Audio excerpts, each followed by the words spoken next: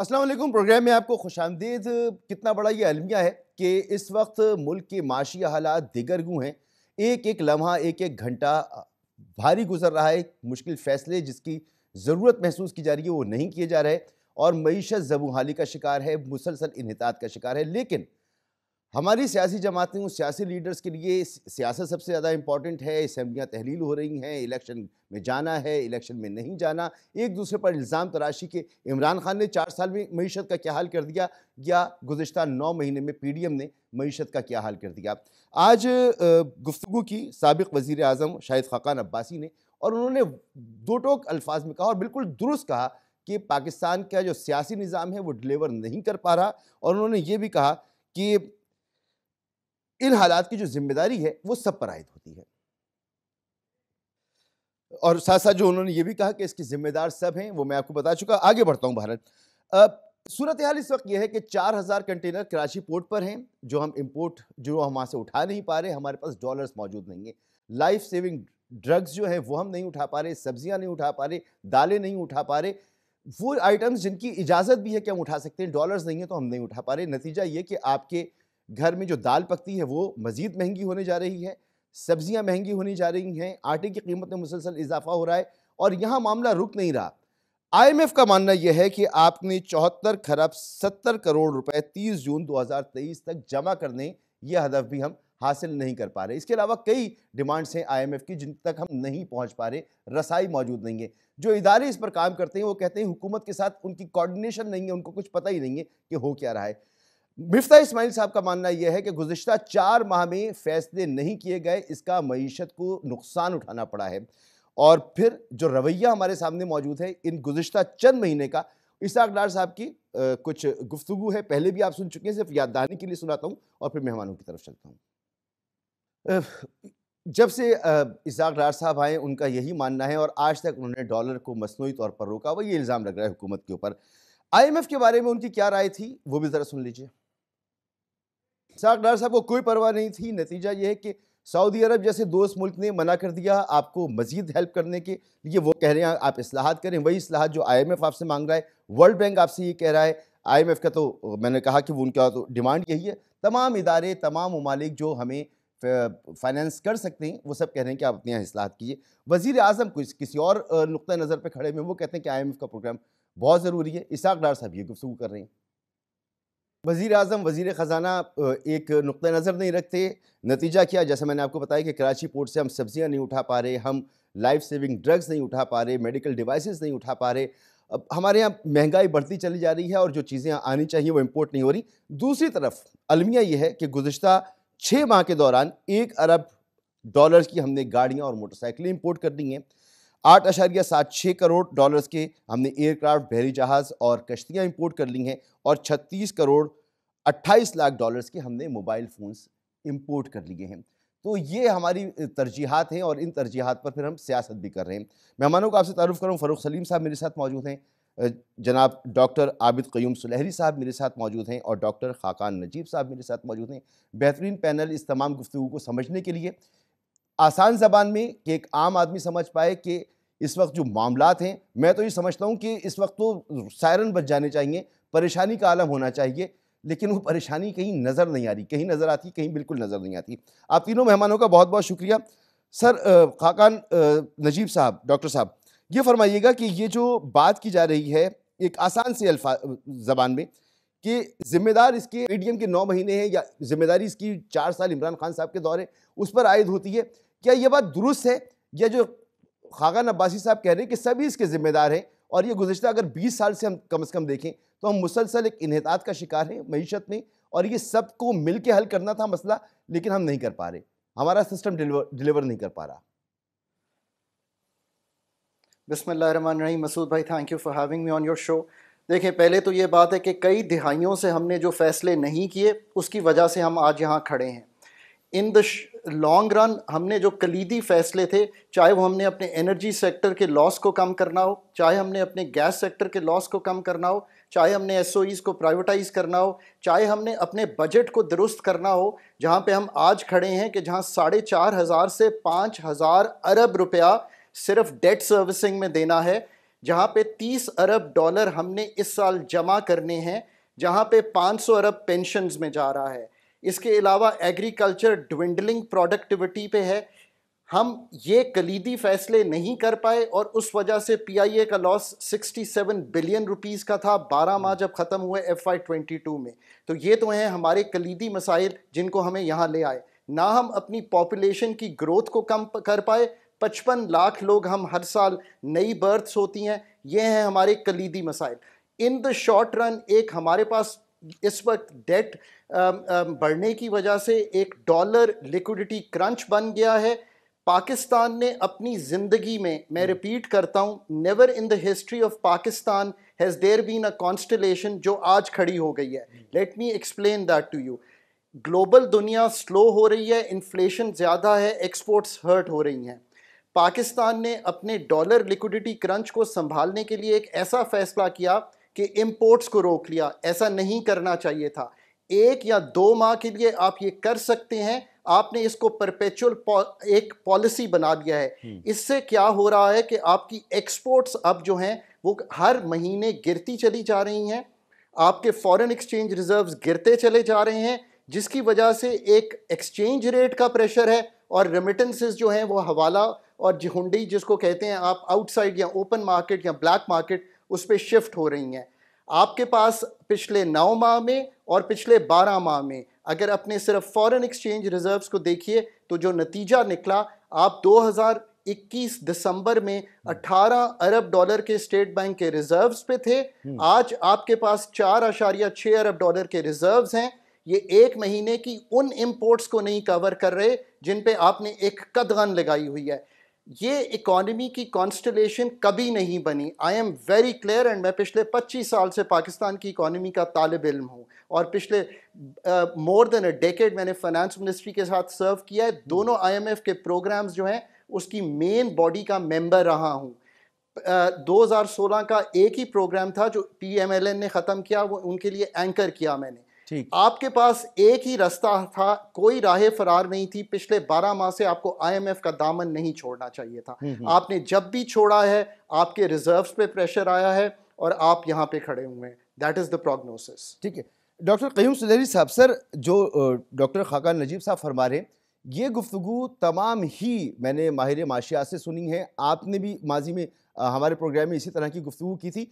तो ये पूरा मुल्क चीख के कह रहा है कि जी इस्लाहात करें, IMF के प्रोग्राम में जाएं, लेकिन इसाक डार साहब का जो रवैया रहा वो इससे के बिल्कुल बरक्स रहा। इसकी क्या एक सिर्फ पॉलिटिकल वजह है इसकी, या वाकई वो जो गुफ्तगू कर रहे हैं कि मैं बंदोबस्त कर लूँगा, बंदोबस्त वो नहीं कर पाए? तो ये उनकी समझ में नहीं आ रहा, उनको नज़र नहीं आ रहा क्या हो रहा है, ये मामला क्या है आखिर? हम एक विशेष साइकिल में हैं जिसमें जो हमारा सियासी अदम इस्तेहकाम था उसने मुआशी इन जो क्राइसिस है वो पैदा किया, और जब मुआशत क्राइसिस में आती है उस पर फर्दर पॉलिटिक्स होती है, जिसकी वजह से कि वो एक विशेष साइकिल चलता रहता है और हम बिल्कुल उसमें फंसे हुए हैं। जिन अमूर की तरफ खाकान ने निशानदही की, आप देखिए कि इस वक्त जितनी भी सियासी जमातें हैं, मेन स्ट्रीम सियासी जमातें जिनको हुकूमत बनाने का मौका मिला, उन्होंने इनको अपने दौरे हुकूमत में हल करने की कोशिश की, और जब वो अपोजिशन में थे तो उन्होंने इनकी खुलकर मुखालफत की, इनके सोल्यूशन की। तमाम जमातों ने, खा वो प्राइवेटाइजेशन हो, स्टेट ओन्ड एंटरप्राइजेस की, शौकत अजीज़ साहब के ज़माने से लेके आप PDM तक का सफ़र देख लीजिए, या वो एनर्जी सर्कुलर डेट का खात्मा हो, टारगेटेड सब्सिडीज़ की तरफ जाना हो, ब्लैंकेट सब्सिडीज़ को छोड़ के, या वो उन सेक्टर्स को टैक्स नेट में लेके आना हो जिनको कि टैक्स नेट में होना चाहिए। तो जब अपोजिशन में कोई सियासी जमात आई तो उन्होंने इन इस्लाहात को नहीं होने दिया। जब वो उनकी हुकूमत बनी उन्होंने कोशिश की कि वो उसको करें, लेकिन उस वक्त उनकी अपोजिशन ने ऐसा नहीं करने दिया, और ये सिलसिला जारी है और इसकी एक लिमिट है। उसके बाद यकीनी तौर पे इस विशेष साइकिल जो है, ये एक जो बबल बन रहा था, इसको बस्ट होने की तरफ जाना था। अब उसके साथ जो एक्सटर्नल फैक्टर्स आते चले गए वो ये है कि अगर हम पिछले 75 साल की अपनी मुआशी सफ़र को देखें तो हमारी ज़्यादा डिपेंडेंस जो थी वो इजी फ्लो ऑफ डॉलर्स पे रही। वो खा अयूब खान साहब का दौर था, या वो जनरल ज़ियाउल हक का ज़माना था, या वो जनरल मुशर्रफ का ज़माना था, तो कुछ ना कुछ ऐसे जियोपॉलिटिकल फैक्टर्स आ जाते थे जिनकी वजह से इजी फ्लो ऑफ डॉलर हमारे पास रहा। हमने हमने कर लिया जो करना था, लेकिन इस वक्त जो आप कह रहे हैं कि ये बबल जो बर्स्ट होना था, तो क्या आपके फोर्स ही कर रहे हैं कि ये आने वाले चंद हफ्तों में ये बबल बर्स्ट हो जाएगा, या हुकूमत इसे देखिए संभाल पाएगी? एक आम आदमी का कंसर्न देखिए तो यही है। इस वक्त पीएमएलएन जो है मेरा ख्याल एक दोराहे पे खड़ी है पीडीएम, चूंकि एक तरफ पंजाब असेंबली के इलेक्शन है और पीएमएलएन जाहिर है कि पंजाब को अपना स्ट्रॉन्ग बेस कहती चली आ रही है। अब हालात ये हैं कि अगर आप आईएमएफ में नहीं जाते तो सूरत हाल बहुत ज़्यादा दुश्वार हो जाएगी, आईएमएफ में आते हैं तो दुश्वारी बढ़ जाएगी। और दोनों सूरतों में आवाम जो हैं वो सफ़र करेंगे, दोनों सूरतों में जो हुकूमत की पॉलिटिकल पॉपुलैरिटी है वो स्टेक पे आएगी। तो ये एक बड़ा चैलेंज है इस वक्त हुकूमत के लिए कि क्या जबकि पंजाब असम्बली का इलेक्शन सर पे है, केपी असम्बली का इलेक्शन सर पे है, और अगर जो रिसेंटली 70 सीटें नेशनल असम्बली की फारिग हुई, अगर इलेक्शन कमीशन उनके इलेक्शन भी इनके साथ करवाना चाहता है या कोई जनरल इलेक्शन की बात आती है, तो क्या हुकूमत जो है वो इतना बार जो है वो सह पाएगी जिसमें कि एनर्जी टैरिफ भी बढ़ रहा हो, गैस का, बिजली का, जिसमें डीजल की कीमत भी बढ़ रही हो, जिसमें टैक्सेशन जो है वो भी एक मिनी बजट के जरिए इंट्रोड्यूस हो रही हो, और जिसमें आपका जो प्राइड है इस हुकूमत का कि इंटर बैंक रेट जो है उसको नीचे नहीं गिरने देना, वो भी ओपन मार्केट के बराबर आए, तो जाहिर है ये सारी चीज़ें होंगी तो आईएमएफ का प्रोग्राम जो कि होना चाहिए अमल दरामद वो होगा। लेकिन जो होगा तो फिर पीडीएम को असेस करना है कि क्या वो अपनी इस पॉलिटिकल कैपिटल जो है उसको स्टेक पे लगा सकती है या नहीं। अगर नहीं लगाती तो मुइशत जाती है, लगाती है तो सियासत जाती है, और ये एक इस वक्त सवालिया निशान है कि हुकूमती हल्के इस पर क्या वो वे फॉरवर्ड लेते हैं। ठीक। अच्छा डॉक्टर फ़रूख सलीम साहब, ये अब 23 करोड़ आवाम का मामला है, ये नवाज शरीफ साहब या शहबाज शरीफ साहब या इमरान खान साहब की वजारत उज़्मा का मामला सिर्फ नहीं है। इस बात की इस हकीकत को हुक्मरानों को फ़ौरन समझ लेना चाहिए, अदरवाइज आप क्या फोर्सी कर रही हैं? देखिए मसूद साहब, मुझे खदशा ये है कि अब ये चंद हफ्तों का मामला है, ये महीनों का वक्त हमारे पास अब नहीं बचा। 2 या 3 जो बहुत बड़े फैसले करने हैं, लेने हैं हुकूमती फैसला साज शख्सियात में, उनके पास चंद हफ्ते हैं, जैसे मैंने कहा महीने नहीं बचे। अब सोचिए कि 17 या 18 दिन का पेट्रोल का बाकी रिजर्व ज़ख़ीरा रह गया है, कोई 25-30 दिन का डीज़ल रह गया है, जानलेवा जान बचाने वाली अद्वियात का आपने ज़िक्र कर दिया, एक्स-रे की फ़िल्में अस्पतालों में ख़त्म हो रही हैं, एमआरआई की फ़िल्में अस्पतालों में ख़त्म हो रही हैं। कुछ हफ्ते पहले हमने देखा कि इंडस्ट्री किस तरह जो है वो बंद होती चली जा रही है। सर पेस मेकर नहीं मिल मोटर रहे। ने ऐलान किया, सुजुकी ने ऐलान किया, फिर मिलेट ट्रैक्टर्स आ गया, फिर ये टेक्सटाइल में शिफ्ट हो गया। अब निशात चुनिया देखिए, जिसको मियां मोहम्मद बनशा साहब जो probably one of the most resourceful person है पाकिस्तान के, उनका अपना बैंक भी है, उनको भी कोई 50,000 स्पिंडल जो है अपनी मिल के वो बंद करना पड़ गए। तो चंद हफ्तों के अंदर बड़े फैसले लेने हैं, लेकिन मुझे महसूस ये हो रहा है कि मईशत आप समझिए कि एक जहाज की मानद वो क्रैश कर रही है और उसकी स्पीड कोई 1000 किलोमीटर फी घंटा की, लेकिन जो सियासत है वो कछुए की स्पीड पे चल रही, वो कोई आधा किलोमीटर भी 1 घंटे में नहीं कर पाती। तो I find this a great disconnect है, एक बड़ी लाताल्लुकी है मईशत और सियासत के अंदर। मईशत में बड़ी तेजी से तब्दीली आ रही है और सियासत जो है वो आप समझिए कि कछुए पे सवार है और धीरे धीरे वो बढ़ रही है। अब आईएमएफ का बार बार जिक्र आता है, मेरा ख्याल है कि बड़ा वाज़ेह पैगाम चला जाना चाहिए हमारी फैसला साज शख्सियात को, हुकूमत को, कि आलमी मालियाती इदारे तो पहले से आईएमएफ के ऊपर इन्हिसार करते थे। अब वो जिनको हम कहते थे कि हमारे फ्रेंडली कंट्रीज हैं, जिसमें सऊदी अरेबिया है, चीन है, यूएई है, कतर है, सऊदी अरेबिया की तरफ से एटलीस्ट बड़ा वाज़ेह पैगाम आ गया। उनके उनके वज़ीर ख़ज़ाना ने कह दिया कि वो माज़ी में जिस तौर तरीके से इमदाद किया करते थे या कर्जा जात दिया करते थे, वो अब नहीं रही, वो बदल गई। और उन्होंने मल्टीलैटरल एजेंसीज का जिक्र किया। तो अब एक इदारा रह गया है जिसको हम आईएमएफ कहते हैं, वो वाहिद मालियाती इदारा है जिसके पास वो कहा जाता है आर्टिकल 4 कंसल्टेशंस, यानी कि वो मेंबर ममालिक की जो इशारिये हैं माशी, उनके ऊपर एक कड़ी नजर रखता है और उसके पास एक निज़ाम है। और बाकी सारे आलमी मालियाती इदारे उसी निज़ाम जो मॉनिटरिंग का है उसके ऊपर उनका इन्हिसार है। ठीक। और इसी तरह फ्रेंडली कंट्रीज ने भी अब ये बड़ा वादे कर दिया। तो एक तो हमें ये जान लेना चाहिए कि वो जो हम स्ट्रेटेजिक लोकेशन के कहा करते थे और उसके ऊपर शायद कोई रेंट या किराया हमें वसूल हो जाता था, वो अब जिंदगी की हकीकत नहीं रही, वो दुनिया की हकीकत नहीं रही। ठीक। तो एक दफा तो लगता कुछ ऐसा है कि हमारी हुक्मरान तबकात जो हैं वो गाफिल हैं दुनिया के हकाइक से कि किस तरह दुनिया बदल गई है और किस तरह हमें अब बड़ा फैसला करना होगा कि क्या हमने इस्लाहात लेके आनी है या फिर हमने स्टेटस को मेंटेन करना है और वो जो भीख मांगने वाली रवायत एक चली आ रही है बड़ी पुरानी उसी के वो ऊपर तो अब चलते कोई नहीं रहें। दे रहा सर, उसके लिए तो अब कोई भी तैयार नहीं है। तो डॉक्टर नजीब साहब, जो फैसले हैं फौरी करने हैं, ज़रा वो हमें एक्सप्लेन कीजिएगा एक सादी सी ज़बान में। मुझे तो लगता है बड़े ड्रास्टिक फैसले करने की ज़रूरत है, फौरी तौर पे करने की ज़रूरत है और उसका बहुत ज़बरदस्त इम्पैक्ट एक आम आदमी पर आएगा। महंगाई एकदम से बढ़ेगी, डॉलर एकदम से बढ़ेगा अगर ये सब कुछ नहीं करेंगे। तो ये जो एक तरीका था कि हम IMF को मना लेंगे, हमारी पॉलिटिकल इकोनॉमी है, हम आहिस्ता आहिस्ता ग्रेजुअली चीज़ें करेंगे, तो ग्रेजुअली चीज़ें करने का वक्त अब गुजर चुका है। अब जो करना होगा वो फौरी करना होगा और उसका इम्पैक्ट होगा।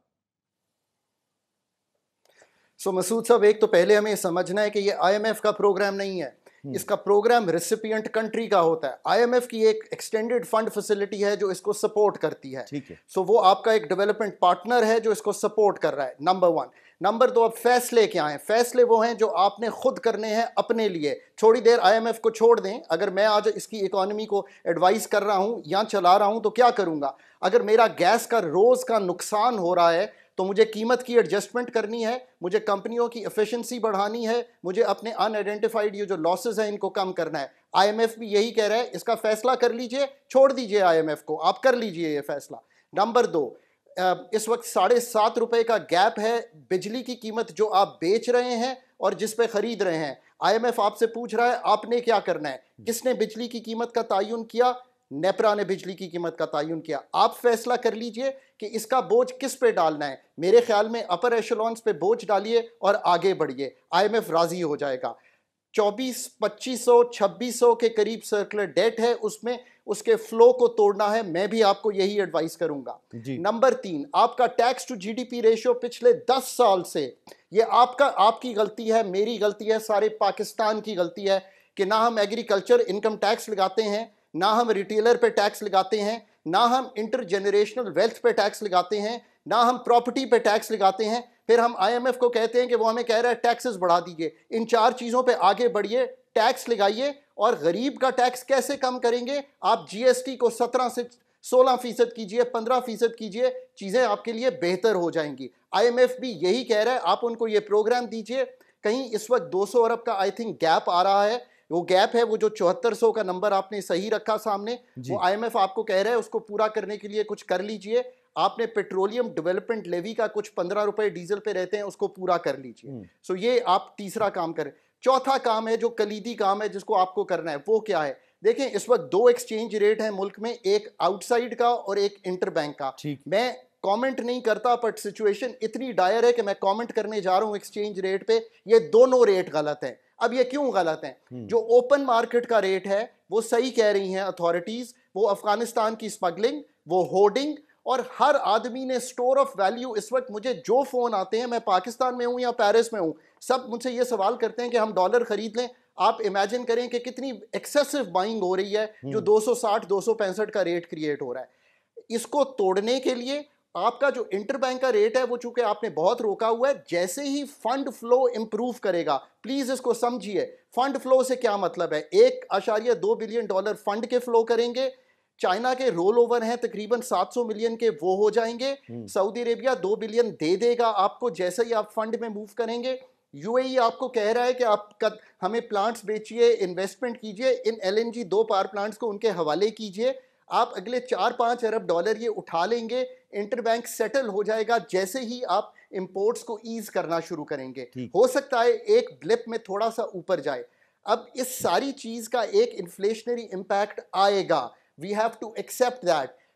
मैं दुनिया में कल बात कर रहा था यूके के इकोनॉमिस्ट से, तो हम ये डिस्कस जी मैं आता हूं इस पे। जी। देखिए हम ये बात कर रहे थे कि सॉफ्ट लैंडिंग करानी है या हार्ड लैंडिंग करानी है, ये यूके में बात हो रही थी। आज मैं पाकिस्तान के लिए कहता हूं प्लीज आपकी चॉइस है हार्ड लैंडिंग और a bad landing. Do not go for a bad landing, go for a slightly hard landing. उसमें अपने लोगों को पहले प्रोटेक्ट कर लें। वो कैसे कर लें? गैस के जो पहले 3-4 स्लैब है उसको निकाल दें, ना उसकी कीमतों को बढ़ाएं।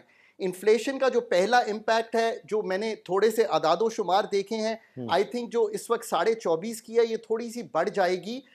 ये कहीं मेरा ख्याल है 35 के करीब चली जाएगी in the short run. But ये एक ब्लिप होगा, सेटल हो जाएगा ये मसला। अगर आप ये नहीं करेंगे तो let me put to you, Ghana और श्रीलंका की जो इन्फ्लेशन है, जिन्होंने ये सारे काम जो मैं आपके सामने रख रहा हूं नहीं किए, आईएमएफ को एज एन एंकर नहीं रखा, इंटरनेशनल आर्किटेक्चर से बाहर रहे, उनको डेट की वो हिट लगी, उनको इन्फ्लेशन की वो हिट लगी कि माएँ दूध ढूंढ रही थीं और लोग पेट्रोल ढूंढ रहे थे स्कूल जाने के लिए। Let us not go that way. और अभी भी वक्त है आपके पास, ये कर जाए। पर करने के लिए मुझे 1 सेकंड और दीजिएगा मसूद साहब please. If I have to ask you, do the things, make that phone call. आपने अच्छा किया है, हुकूमत को हम हाथ मुस्तहकम करते हैं कि उन्होंने आईएमएफ को ये कहा है। अब जो आप करना चाहते हैं वो उनको कहिए भी और करते चले जाइए। Do some actions which create the trust deficit, जो जैसे सही कहा लोगों ने कि वो कम हुआ है। आप 1-2 एक्शंस कीजिए। एक एक्शन और रह गया, वो है मॉनेटरी पॉलिसी की टाइटनिंग का। याद रखिए इन्फ्लेशन एक मॉनेटरी फिनोमेना है। मैं बगैर इसमें जाए हुए, ये डिमांड से भी आती है। हमें अपनी डिमांड को अभी भी कर्टेल करना है। दुनिया भर भी ये कर रही है। फेड का रेट भी बढ़ रहा है, यूके का भी बढ़ रहा है। प्लीज इन पे अमल कीजिए। ठीक। अच्छा, मुझे एक ब्रेक की तरफ जाना है और ब्रेक के बाद डॉक्टर आबिद क़य्यूम सुलैरी साहब, मैं आपसे जानना चाहूँगा, जैसे डॉक्टर खाकान नजीब साहब ने फरमाया कि अब आपको हार्ड लैंडिंग करनी है या बैड लैंडिंग करनी है, इसका फैसला आपने करना है। इन दोनों सूरतों में हमारी फूड सिक्योरिटी की क्या सिचुएशन है और उसको हम इन दोनों सूरतों में किस तरह से समझ सकते हैं? एक मुख्तसर से ब्रेक के बाद।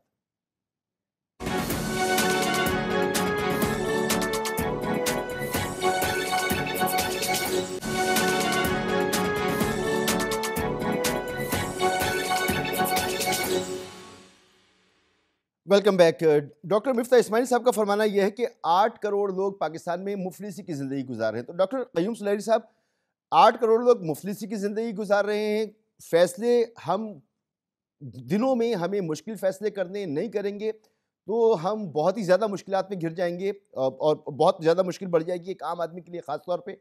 तो ऐसी सूरत हाल में हमारी इस वक्त जो ग़िज़ाई ज़रूरियात हैं, जो हमारी फूड सिक्योरिटी है, वो कितनी वर्नरेबल है? जी मसूद, इस दफ़ा आपने देखा कि अभी ये फैसले नहीं किए, गंदम और आटे का बहरान जो है वो पैदा हुआ और वो प्योरली एक मिस गवर्नेंस और एडमिनिस्ट्रेटिव इशू बन गया। हमेशा ये होता था कि महकमा खुराक पंजाब जब मार्च अप्रैल में गंदम की ख़रीदारी मुकम्मल कर लेता था, अपने गोदाम भर लेता था, तो वो अगस्त के एंड में, सितंबर के शुरू में फ्लोर मिलों को सब्सिडाइज गंदम जो है वो इशू करना शुरू करता था, ताकि वो जो पहले महीने है उसमें प्राइवेट सेक्टर की गंदम निकल जाए और फिर हुकूमत अपनी गंदम जो है वो देना शुरू करे, आटे का रेट जो है वो नॉर्मल रहे। इस दफ़ा अप्रैल में ही चूँकि पंजाब में एक टग ऑफ वार शुरू हो गई थी हुक्मरानी की और उसकी वजह से किसी ने तवज्जो नहीं दी। ये अप्रैल से जो है महकमा खुराक, इन्होंने गंदम की सप्लाई शुरू कर दी सब्सिडाइज रेट पे। अब 1.5 मिलियन मेट्रिक टन गंदम जो है वो फ्लोर मिलों को इन महीनों में दे दी गई। आज जब देखते हैं तो हुकूमत के पास गंदम कम है, प्राइवेट सेक्टर के पास ज़्यादा है, फ्लोर मिलों के पास ज़्यादा है जो उन्होंने स्टोर कर रखी थी, और अब वो अपनी मुंह मांगी कीमत पे ये गंदम बाहर दे रहे हैं, जिसकी वजह से आटे की कीमतें बढ़ती चली जा रही हैं। उसके साथ ही पिछले चंद सालों से ये हो रहा है कि सूबा सिंध और सूबा पंजाब जो ख़रीदारी करते हैं गंदम की, वो एक रेट पर मुत्तफिक नहीं होते। अब भी तकरीबन 1600 रुपये मन का फ़र्क है। सिंध की कीमत ज़्यादा होती है, पंजाब की कम होती है। तो पहले ही से जो गंदम है वो पंजाब से सिंध जाना शुरू कर देती है। एक तो स्मगल होती है, दूसरी वो होल्ड होना शुरू हो जाती है, क्योंकि अभी जब दोबारा ख़रीदारी शुरू होगी मार्च अप्रैल में, तो ये पर मन 1600 रुपये कमा रहे होंगे हमारे फ्लोर मिल वाले और जो हमारे इन्वेस्टर्स हैं। तो गंदम हमारी बुनियादी ज़रूरत थी, वो वहाँ पे उसमें फ्लॉ आ गया। अब अगर आपको बाहर से मंगवाना पड़ती है तो ज़ाहिर है डॉलर्स होंगे तो आप बाहर से मंगवाएंगे। हमने देखना है कि अगले साल की जो गंदम का टारगेट है वो इस वास्ते पूरा अचीव नहीं हो पाएगा कि हमारे पास फर्टिलाइज़र की इस वक्त कमी है। डीएपी जो है वो बिल्कुल किसान की पहुंच से बाहर चली गई। यूरिया इस्तेमाल हो रहा है, लेकिन यूरिया वेजिटेटिव ग्रोथ तो देता है, वो दाना नहीं बनाता। उसके लिए हमें डीएपी चाहिए था, जो कि नहीं मिला। सेकंड जो इम्पोर्टेंट चीज़ जो इस सारे मामले से रिलेट करती है वो आपका खुर्दनी तेल है, जो कि हमारा पेट्रोलियम प्रोडक्ट्स के बाद सेकंड एसेंशियल इंपोर्ट होती है। अगेन अगर आपके पास डॉलर्स नहीं होंगे, एलसीज नहीं खुलती हैं, तो जाहिर है कि आपका खुर्दनी तेल जो है वो अदम दस्तयाब होगा, और अगर रुपए की डेप्रिसिएशन होती है तो वो महंगा होगा। तीसरी इंपॉर्टेंट चीज़ जो है वो दालें हैं। दालें भी हम इंपोर्ट कर रहे होते हैं, रुपया डेप्रिशिएट होता है तो महंगी होंगी। अगर डॉलर नहीं अवेलेबल होंगे तो अदम दस्तयाब हो जाएंगी। और आपकी पोल्ट्री और बाकी चीज़ें जो कि सोयाबीन जो कि फीड का एक इम्पॉर्टेंट कंपोनेंट है। तो ये सारी चीज़ें, या आपके पास दो सिनेरियो हैं। जो वर्स्ट केस सिनेरियो है कि यह अदम दस्तयाब होंगी डॉलर की अदम दस्तयाबी की वजह से, और जो बैड सिनेरियो है वो ये है कि ये बहुत महंगा हो जाएगा। लेकिन उसके साथ अगर ये अवेलेबल हों भी तो जिस तरीके से रिसेशन में एक हम एंटर हो चुके हैं और स्टैगफ्लेशन की तरफ जा रहे हैं, इंडस्ट्रीज बंद होने की वजह से, चूँकि एलसीज नहीं खुल रही, इंपोर्ट नहीं हो रही, रॉ मटेरियल नहीं है, तो जो लोग ले ऑफ हो रहे हैं, तो अगर कोई चीज़ अवेलेबल है और वो बहुत महंगी अवेलेबल है, तो जाहिर है अगर लोगों के पास पैसे नहीं होंगे उसको ख़रीदने के लिए, तो वो एक और क्राइसिस जो है वो बन रहा होगा। तो हमें इस वक्त ठीक है डॉक्टर साहब, अगर मैं आपसे कहूं कि इसको एक आम आदमी के लिए अगर 2-3 जुमलों में आप बयान करें कि सिचुएशन क्या है, वो जो अपने एक महदूद सी आमदनी में घर चलाता है, उसको जरा बताएं कि उसको क्या एहतियात कर लेनी चाहिए, क्या ख्याल रखना चाहिए, वो क्या कर सकता है?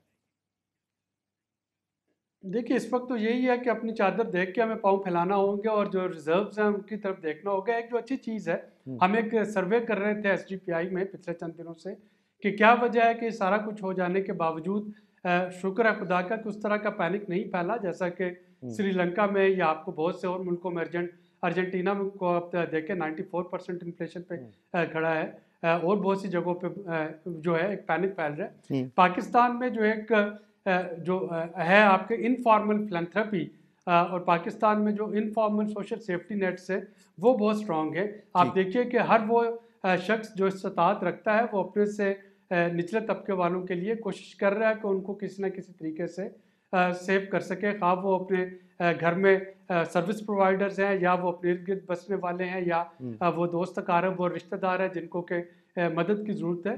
तो वो चीज़ जो है वो इनफॉर्मल इकोनॉमी और इनफॉर्मल जो फिलैंथ्रोपी है वो काफ़ी हद तक एक बफर साबित हो रही है, लेकिन जाहिर है कि ये एक देर पा सोल्यूशन नहीं है। जी, मसला तो ये है कि ये कब तक हो सकता है ना, ये 60% लोग तो खतरे गुर्बत से नीचे ज़िंदगी गुजार रहे हैं। डॉक्टर फ़ारूक सलीम साहब, इस तमाम सिचुएशन में ये जो डॉक्टर साहब ने बात की पैनिक नहीं फैला, आप भी ये समझते हैं कि इसकी एक वजह यही है कि लोग एक दूसरे की मदद करते हैं, हमारे माशरे में ये चीज़ मौजूद है, या लोगों को अभी एहसास नहीं है कि ये होने क्या जा रहा है?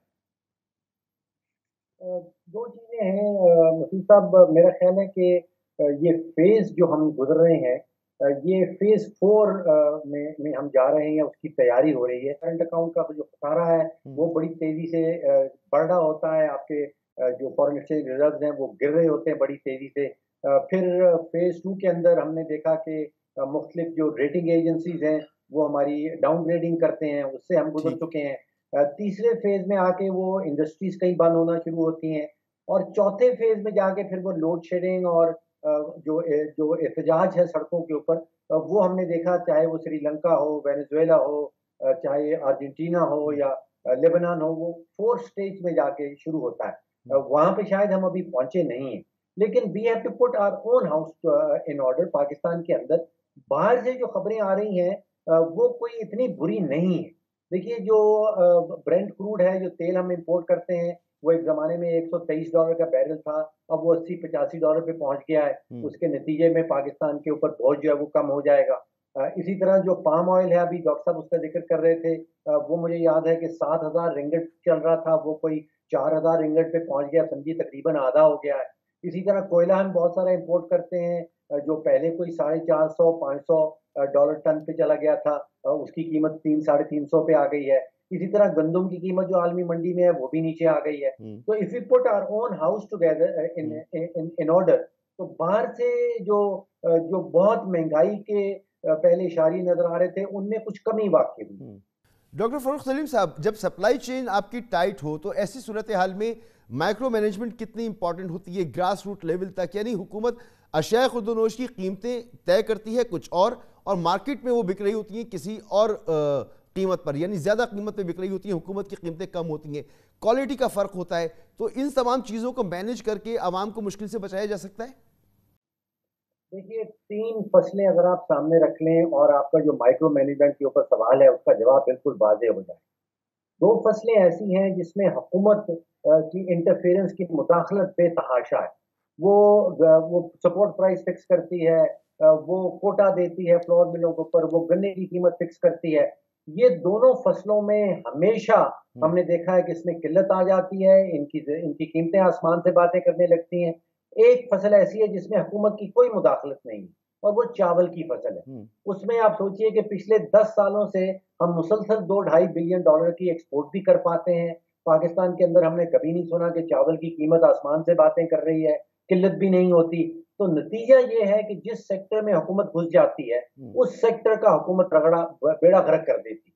तो चाहिए ये कि इन सबको डीरेगुलेट कर दिया जाए, हुकूमत माइक्रो मैनेजमेंट का काम छोड़ दे, मैक्रो मैनेजमेंट का काम भी छोड़ दे, और प्राइवेट सेक्टर के ऊपर जो फसलें हैं हमारी, खासतौर पे गंदम और गन्ना, उसको प्राइवेट सेक्टर के डिसीजन के ऊपर छोड़ दिया जाए। सर मेरा सवाल इस तनाजुर में है बिल्कुल एक आम आदमी के लिए कि दूध की कीमत सरकारी कुछ और होती है, मार्केट में वो किसी और रेट पे मिल रहा होता है। अब एसेंशियल चीज़ है, आटे की कीमत हर दुकान पर कहीं कहीं मुख्तलिफ कीमतें मिल रही हैं। तो ये जो चीज़ है यकसुई के साथ गवर्नमेंट तय करे और उसी हिसाब से लोगों को चीज़ें मिल रही हों, तो ये मैनेज करना इन मुश्किल हालात में कितना ज़रूरी है? मसूद साहब, हुकूमत का कोई ताल्लुक नहीं है किसी चीज़ की प्राइस फिक्सेशन के ऊपर। हमने अभी इतनी देर डिस्कस किया कि जो हुकूमत ने डॉलर की रेट को मसनूई तौर पे फिक्स किया, उसका कितना नुकसान पहुंचा। मेरा तखमीना ये है कि पिछले 5 या 6 महीनों में सिर्फ डॉलर की कीमत फिक्स करने की वजह से कोई 15 से 16 अरब डॉलर का इस मुल्क को नुकसान पहुंचा है।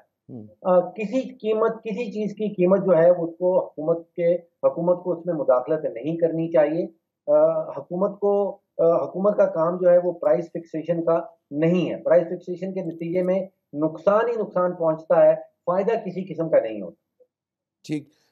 डॉक्टर खागान साहब, आप भी इस बात से इत्तेफाक करेंगे कि रेगुलेटरी जो रेगुलेट करना होता है हुकूमत को, कीमतों वगैरह को, ये छोड़ देना चाहिए हुकूमत को और मार्केट पे छोड़ देना चाहिए। इन मुश्किल हालात में ये वर्क करेगा ये फार्मूला?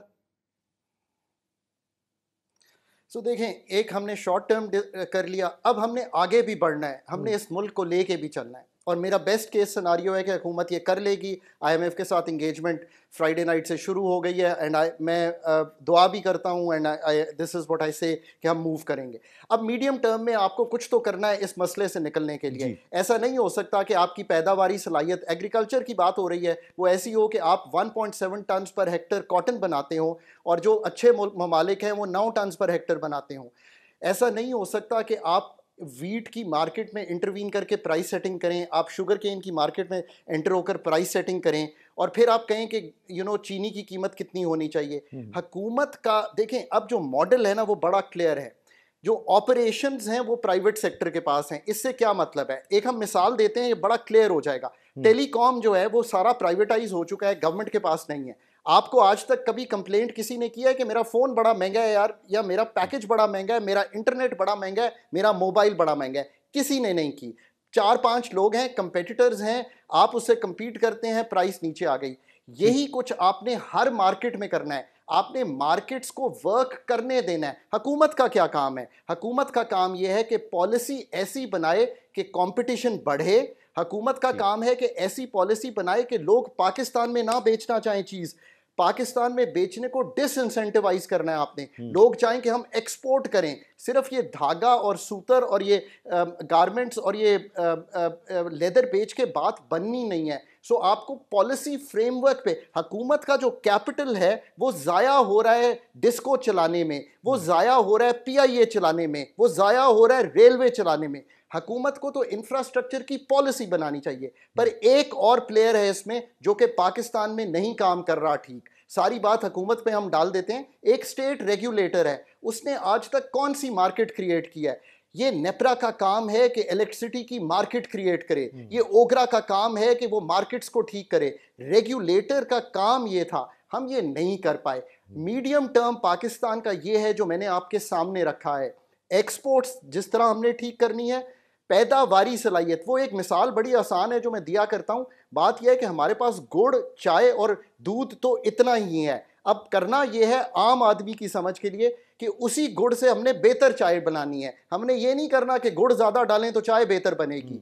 ये वो मिक्स है जो हुकूमत ने क्रिएट करना है। और एक अब जो बहुत बड़ा टास्क खड़ा हो गया है, उसके लिए प्लीज़ कॉम्पिटेंसी बिल्ड कीजिए। अपने डेट की रीस्ट्रक्चरिंग ना कीजिए, ये बुरा वर्ड है। अपने डेट की रीप्रोफाइलिंग में चाहिए। इतना बड़ा मसला नहीं है, आपने कुछ रोल ओवर्स करने हैं, कुछ कमर्शियल की हैंडलिंग है, कुछ बायलैटरल की हैंडलिंग है, ये सब कुछ हो जाएगा। आप डेट की रीप्रोफाइलिंग कीजिए और जैसे सऊदी फाइनेंस मिनिस्टर ने कहा है, अमीरों पे टैक्स लगाइए, जो टैक्स नहीं दे रहे उनसे टैक्स लीजिए, 10% ऑफ जीडीपी से निकलिए। प्रोविंसेस 700-800 अरब रुपया कलेक्ट कर सकती हैं। डोमेस्टिक रिसोर्स मोबिलाइजेशन आपको आईएमएफ से दूर ले जाएगा, अभी नहीं अगले 2-3 साल में। पर ये सारे काम आपके करने पे हैं। मसला आके जो रुक गया है ना मसूद साहब, आखिरी बात यह है कि पाकिस्तान को कॉम्पिटेंस बिल्ड करनी पड़ेगी, लीडरशिप की भी, पाकिस्तान को कॉम्पिटेंस बिल्ड करनी पड़ेगी ब्यूरोक्रेसी भी। मैंने अभी एक आर्टिकल लिखा है डॉन में, उसका नाम है ट्रूली अनलकी। मैं कभी भी नहीं लिखता ऐसे पाकिस्तान के बारे में, बट हमने अपनी सारी पॉलिसी आउटसोर्स कर दी है, हमें ये वापस लेना पड़ेगा।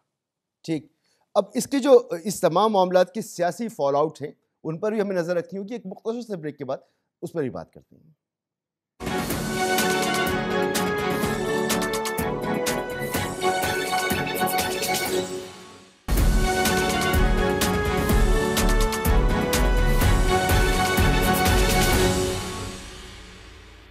Welcome back. दिलचस्प बात यह है कि मुल्क के तमाम ही माहिर माशियात और हमारे पैनल में मौजूद मेहमान तकरीबन एक ही तरह की गुफ्तगू कर रहे हैं और ये कहीं ना कहीं जाकर चाहे वो असद उमर हों वो भी इससे इत्तेफाक कर लेंगे, इमरान खान भी कर लेंगे, मिफ्ता इस्माइल भी कर लेंगे, उससे इसाक डार भी कर लेंगे, नवाज शरीफ भी कर लेंगे, जरदारी साहब भी कर लेंगे। लेकिन जब इम्प्लीमेंट का वक्त आता है तो फिर सियासी मजबूरियाँ सामने आ जाती हैं।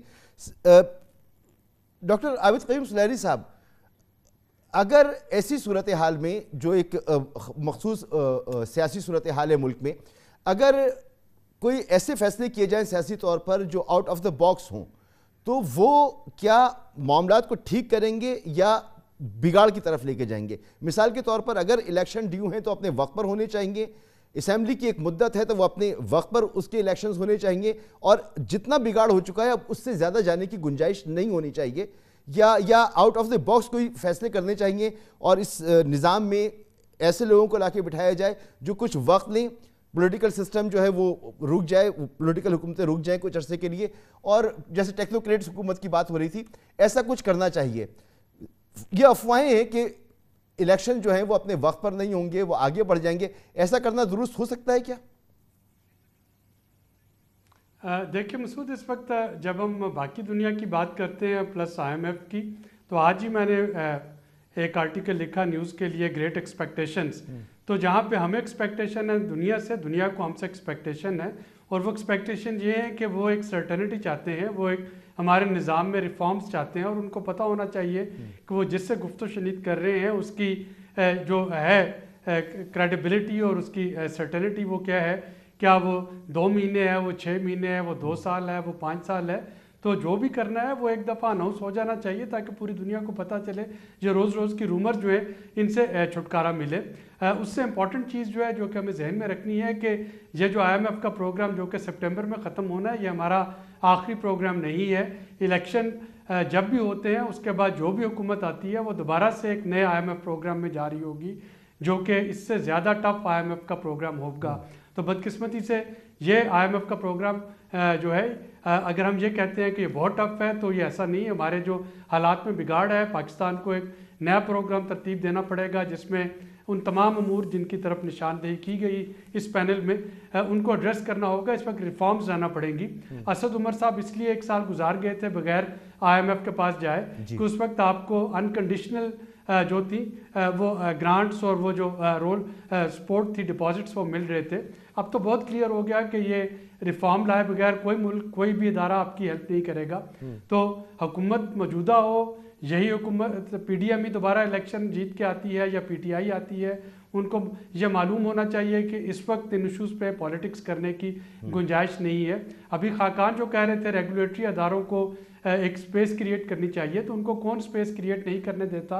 ये हमारे पॉलिटिशियंस ही हैं। जब हम बात कर रहे थे पिछली हुकूमत में नेपरा का, कि नेपरा इंडिपेंडेंट होगा, ओगरा इंडिपेंडेंट होगा, उसकी जो भी रिकमेंडेशन होंगी वो ऑटोमेटिक इम्प्लीमेंट हो जाएंगी। तो या स्टेट बैंक की जब बात आई थी कि उसको एक महदूद पैमाने पे डिसीजन मेकिंग में इंडिपेंडेंस दी जाए, तो अब पार्लियामेंट में क्या चीज़ डिस्कस हो रही थी कि ये पार्लियामेंट की बालादस्ती को सलब कर दिया गया।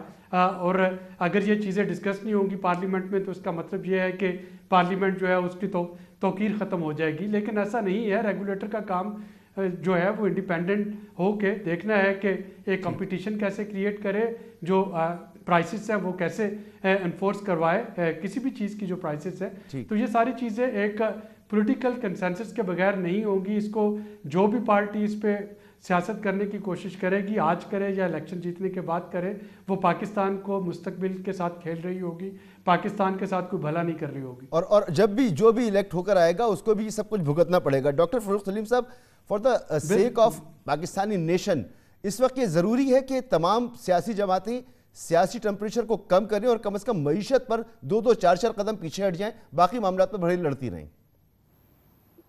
देखिए, ये आपकी और मेरी चाहत हो सकती है, आपकी मेरी उम्मीद हो सकती है। मुझे ये उम्मीद पूरी होती नजर नहीं आती। एक मॉडल है मसूद साहब, इटली का एक मॉडल है कि दूसरी जंग अजीम और आज के दरमियान कोई 70-75 सालों में इतनी ही हुकूमतें वहाँ चेंज हुई। कोई 70 हुकूमतें चेंज हो चुकी हैं इटली के अंदर पिछले 70-75 सालों में। यानी कि आप औसतन समझिए कि हर एक साल के बाद एक नई हुकूमत आ जाती।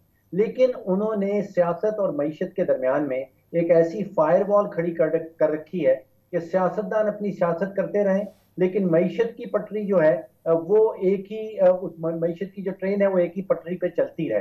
तो कुछ मॉडल हमें बदलना होगा कि सियासतदान अगर सियासत अपनी इसी तरह करना चाहते हैं, इसी तरह इसको आगे बढ़ाना चाहते हैं, तो मईशत और सियासत के दरमियान में किसी किस्म की एक फायरवॉल खड़ी कर ली जाए और जो सियासी अदम इस्तेहकाम के नताइज हैं वो माशी पॉलिसी के ऊपर ना आने दिए जाए।